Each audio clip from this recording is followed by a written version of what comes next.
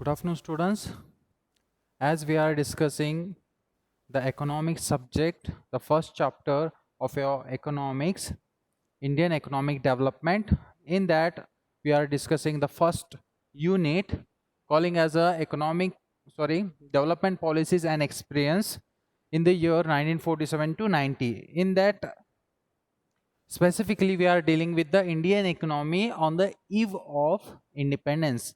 So, in that we have discussed lots of concepts what we had there. In the first chapter we saw the introduction part, then we went across the law of low level economic development, then agriculture sector, then we went for the industrial sector. Now again further we are having, after that, this one, foreign trade we went. Then now the next things what we are going to further discuss is present here, the demographic conditions. See, one after the other, at that position under the colonial rule or the British government, what the rules they have been set for our nation, how much benefit they have taken from us, is what they are falling under the development nation. If we would be strong enough to face these challenges, that time even at present we would be a developed nation. Due to some reasons we are developing now, we were unable to develop our nation that time. So what are the things, the problems, reasons faced by our nation are that same we are discussing here. So today we shall be discussing about the demographical demographical conditions. Now that time what were the demographical conditions? Most probably during the British rule. Here, as compare with the other things, the conditions of that period in that 1947 to 1990 of our nation was not good. So what all things went that time, how our condition were, that we are going to discuss here. See, democratical condition during the British rules suggested that the features of background economy. Backward economy means our economy was not able to do anything. We were lagging behind. So as we discussed in the previous session of the foreign trade as well as the industrial sector, how the Britishers did not allow us to move forward. They did the trade between only two countries, their country and our country. How they restricted our policies, that were the things where we could not come out of that. So even here in the demographical conditions we will be seeing the same. The various details about the population was first collected through the census in the year 1881. See, that time the total population census means collection of data of the total population. The survey was done in the year 1881. That time how much is our total population we came to know in the year 1881. First census was collected. Then before 1921, then before 1921 what happened, then after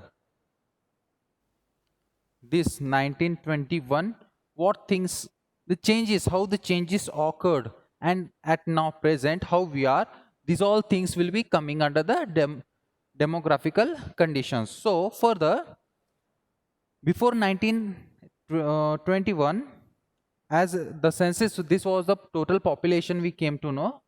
For population calculation the survey was made here. Then before 1921 what happened, India was the first stage of demographical transitions here to start up the development. Before this it was a first stage for them, first stage. Okay, then further, demographical transition, the second stage of transition started after 1921. However, neither total population of India nor the rate of growth at the stage was very high. Now started in the sense what here, rate of growth, rate of growth of population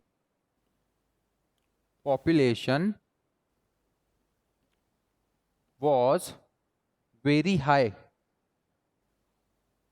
means the number of population at that time, the demographical condition means what, in these conditions our population was very high.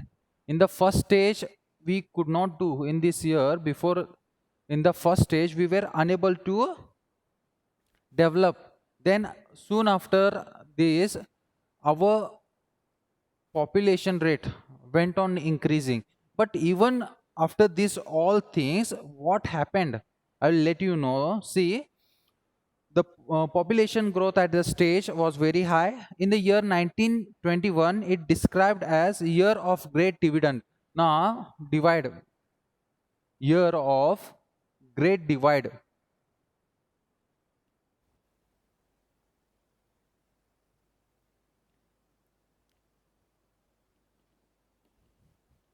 Divide was there in the year. Why? Because the population growth rate was very high, not as before. The stages are they have made in this, nothing was been done. Then after that it started, the growth rate was started increasing at a high level, and further it was this year of great dividend, what we call here, it was become after 1921. Population grew continuously and rapidly.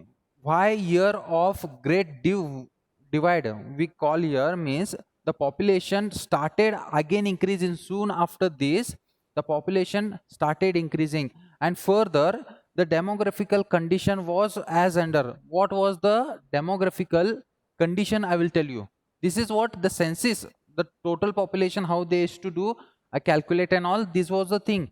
In this time the total population was different, then after that it was increasing. Then due to the huge rate of population in our nation, what conditions we faced here, what were the conditions of our nation, we'll see here.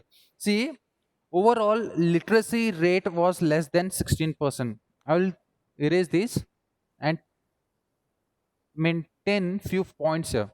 Literacy rate, literacy rate was only 16%. Overall of our nation, overall literacy rate was only 16%. This is overall. Then what about female rate, female literacy rate? The same, female literacy was only 7%. Female literacy was only 7%. The overall was 16, both male and female. If we see only about the female, it was only 7%. Then next one, overall maturity, mortality rate was the next one. Mortality rate was high. Mortality rate was high means what this word mortality means? It is nothing but death. Mortality rate was very high, means that time in that condition, let me tell you all, nearly out of 1000 people, 218 is to die. They have given the infant mortality rate. This I will erase here. The death rate was very high. Then infant mortality rate was 218 out of 1000. Out of 1000, 218 is to die that time. At present it is just 40. At present 40 is to 1000. Now at present it is. That time it was 218 mortality rate. Means death rate was at that extent. Now Life expectancy. Next, it was that time people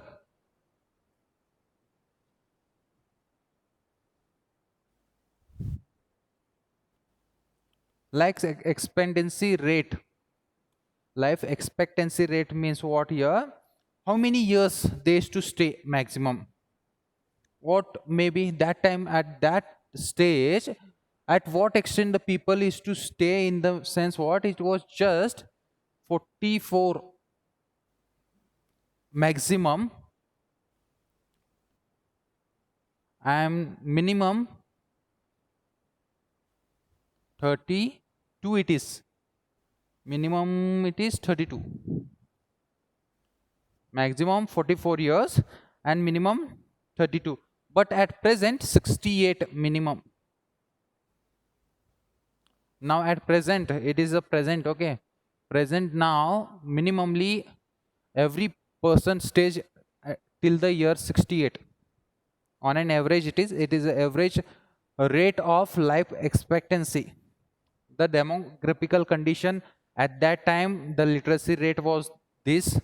Literacy rate overall 16, then female 7, then mortality rate was high. High means more the people were dying. Infant mortality rate out of this 1218 is to there, then here at present 40 out of this 1000.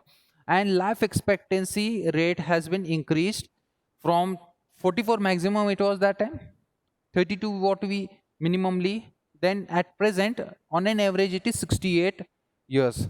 Then further, extensive poverty was present, means more poor. Poverty was more. Poverty was more that time. Then public health facilities were unable to large number of population. What it is? Health facility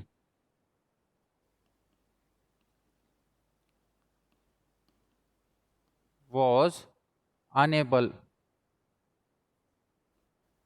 for large number of people, it was unable. Then that time the condition, few of the diseases, due to the disease, air and water diseases are rampant, means due to this, one more point, air and water diseases were there.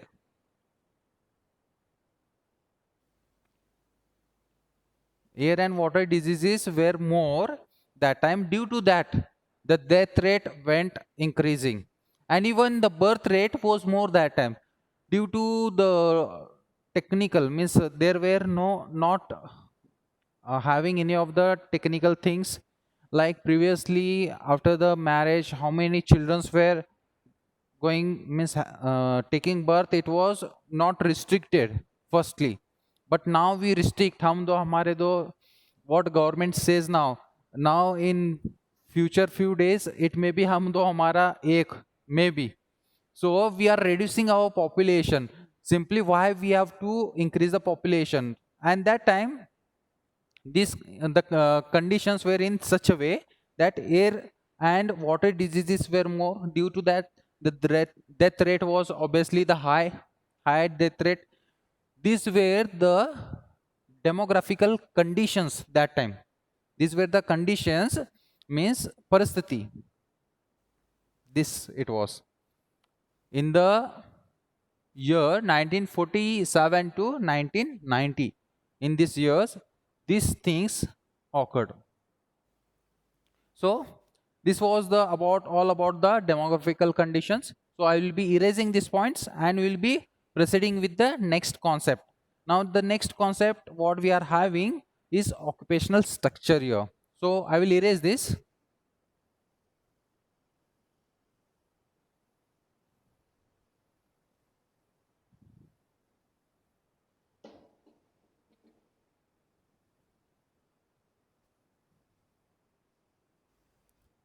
Okay, this got over.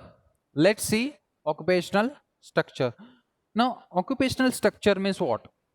Here the question arises, occupational structure is none other than the working force. Yes, it is none other than the working force. See, occupational structure we means in the distribution of working people across different industries.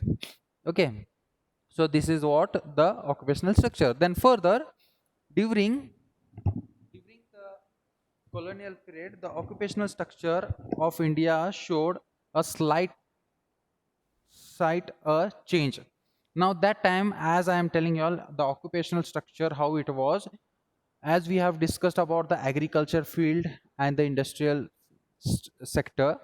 In that, what he is to do, maximum nearly 75% to 80% people were engaged in agriculture work. How much? 75 to 80% people in agriculture work. The largest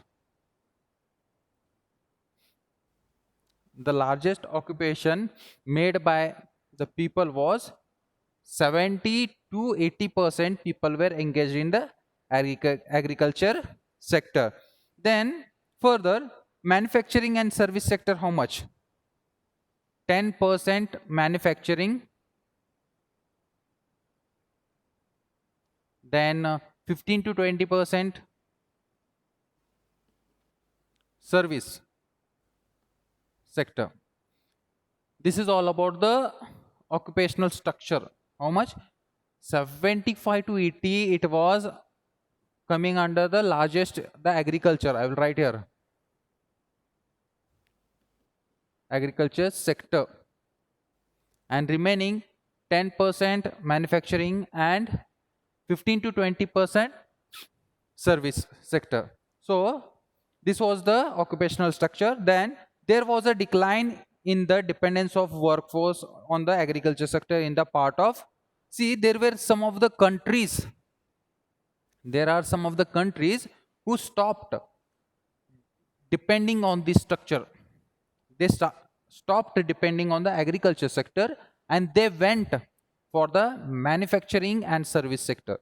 Which are that states of our nation? Will see Tamil Nadu, Andhra Pradesh, then Kerala and Karnataka. What these people did, they came out of agriculture sector. They started or stopped depending on this agriculture sector and they went for manufacturing and service sector. Tamil Nadu, that we call here as a Madras also, previously what we used to call here Madras, then Andhra Pradesh, this is Kerala and Karnataka. These people started to go for these two things. They stopped depending on this. Then again few countries are there who were busy in agriculture. That countries are Maharashtra, West Bengal, increased. See, few of the countries are there, Maharashtra and West Bengal, increase the manufacturing and then service sector. West Bengal and Maharashtra. Even this increased in the manufacturing and this one service sector. Then there was an increase in the share of workforce in agriculture states, like this was more the industries which are there at present in the Maharashtra, keep in mind, and West Bengal also. One thing I will tell you about this West Bengal state, Tata company, Nano plant, they wanted to set in West Bengal. It is a news about it. They wanted to set in West Bengal, but this government not allowed them to start there the manufacturing plant. The same went to Gujarat. They started a plant there. That time Narendra Modi was the chief minister. CM, chief minister was a Modi that time. So that time he gave permission for Tata Nano plant to open in Gujarat, but few conditions. The employees of the Gujarat should work in that company. What in from that state, the workers should work in that company. That was the condition. So the Tata Nano plant went from West Bengal to Gujarat. It is out of that syllabus. It is not needed, but for your understanding, for general awareness or the knowledge, I have told you. Then, as I told you, all few of the this one states where took initiative more in the agriculture field, as Orissa, Rajasthan, and Punjab. Orissa, Rajasthan, and Punjab. See, if you see this Punjab, the maximum agriculture sector in the Punjab, it is we get wheat, give what we call is been produced here, and even this every state is famous for each any of the vegetables or food grains. Every stage, every state. Assam side we get tea plants and all. That is what the thing. And in Maharashtra, Karnataka, specifically we are famous for cotton and sugar also. Sugar. It has been manufactured more in Maharashtra as well as in Karnataka, sugarcane. The seeds what we bow here, that will be more in this south side. Okay, that is what the things here, all about the occupational structure at that time, how it was. And that time these three states took more initiative in the agriculture sector. These three, Orissa, Rajasthan, Punjab. Then these countries, Tamil Nadu, Andhra Pradesh, Kerala, and Karnataka, stopped depending on this agriculture sector and went here for these two sectors. But West Bengal and Maharashtra were the more initiative which they took in this service and the manufacturing sector. These countries took more initiative there. So this is all about the occupational structure. Then after this, lastly, what we remain with the infrastructure. Now, under the colonial rule, how they have taken the advantage of our developing the infrastructure, we will be seeing here. So I will be erasing this point here. Now, see what was the structure of the infrastructure development, how the Britishers took an initiative, how they have developed and what they have done for their working or their transportation purpose, how they have worked out here, we will be seeing here. So under the infrastructure under the colonial rule, basic infrastructure such as road, then railways, then port, then transportation, then post and telegraph, etc. These facilities comes under this. First roadway will come, then railway, then port for seaport, then telegram, and etc. They started to develop. The main important motto of them was to supply the resources, the food grains or whatever the goods from roadway, then railway. Do you all remember the first railway when it was started in 1881? The route from where to where the railway started at first was Mumbai to Thane. The first railway started. The first journey took place of the railway in is from Mumbai to Thane. Okay, that in general terms it is it comes under the infrastructure we will be seeing here. So that time what all they did, the roadway, railway, port, telegram, they started to develop. But it was developed, but development was not to provide basic facilities, amenities to the people of the country, but subserve the colonial interest. It was not for our people. This all what they started, this was not for us, for their interest, colonial rule, what they were ruling, for their interest, for their benefit, they started it.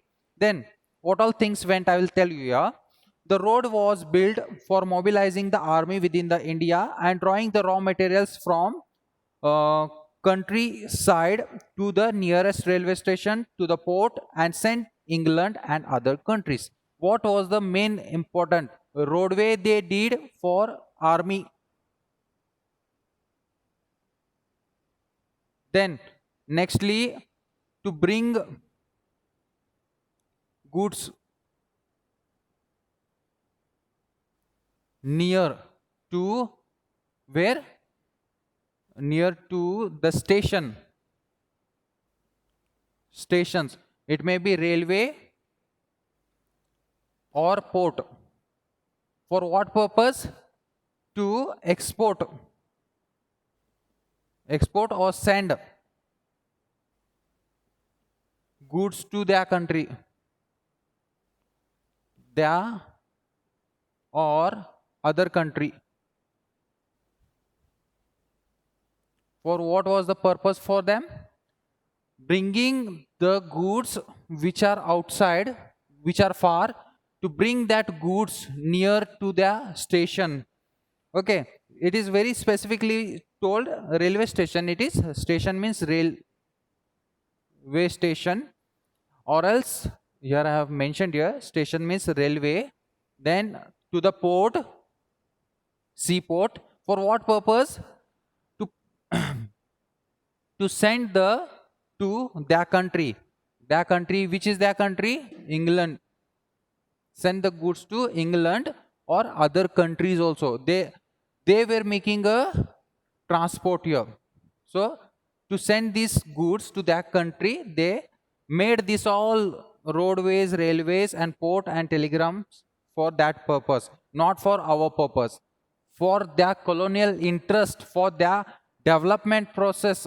They did that. Then the railway helped in commercializing of Indian agriculture, were adversely affected by comparative self-sufficient of the village economy in India. Now these railways played important role. How the railway started, the villages got developing, got commercialized. In every stop, railways were having the stops. That time the agriculture sector goods whatever were brought, they were carried and sold, sold there. These all things went that time.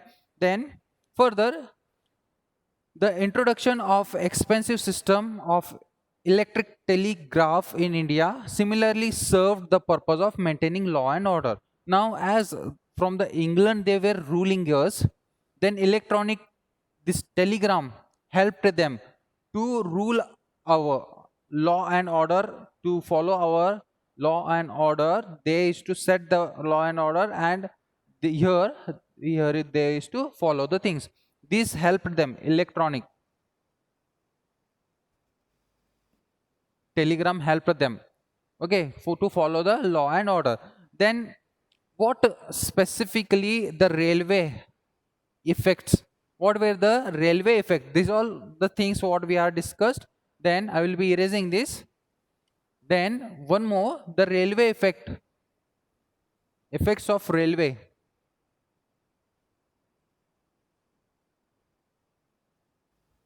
We will see effects of railway here. What happened? See, the British introduced the railway in the year 1850. 1850, the railway started, introduced. It was considered one of the most important contribution, and it affected and structure of an Indian railway in many ways. When they introduced, it affected the of structure of infrastructure in our nation here. See how it has been affected the Indian railway, what we call here now. Now we are having Indian railway as a monopoly. It is only the government runs this Indian railway. The most earning sector is Indian Railway. For our Indian government, it is a railway is a most this one earning sector, revenue sector. So I will have nearly 2 to 3 minutes I am having. It may end the class, just I will highlight. And even after this class, we will be having a small positive and negative impact of this. We will be discussing in the next class. Even we will be sending you the form. In that, if any doubts are there, you can send here. See, just I will highlight here, 2 points are there. It provide employment opportunity. This employment opportunities came. Opportunity increased, employment opportunity increased. Then it helped the integrating the nation. It helped the roots, helped to integrate, link with one place to another place. Okay, this helped to set a integration, means linking the things. Then it enabled people to understand long distance travel. Now people came to know how to travel from long distance, from this to this, how we can travel. They everyone got the experience about it, thereby break geographical and cultural barriers. Due to this, now with the help of the railway, we can travel from one place to another place. Their culture we can take as our culture. From north side how the people stays, and south side how we people stay.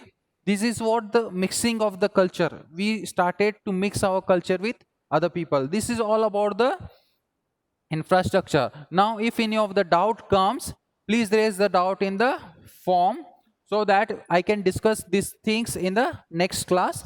In the next class we are going to see, this is what the end of this chapter 1, Indian economy on the eve of independence. We are going to end this chapter here. Okay, that's what the main thing here.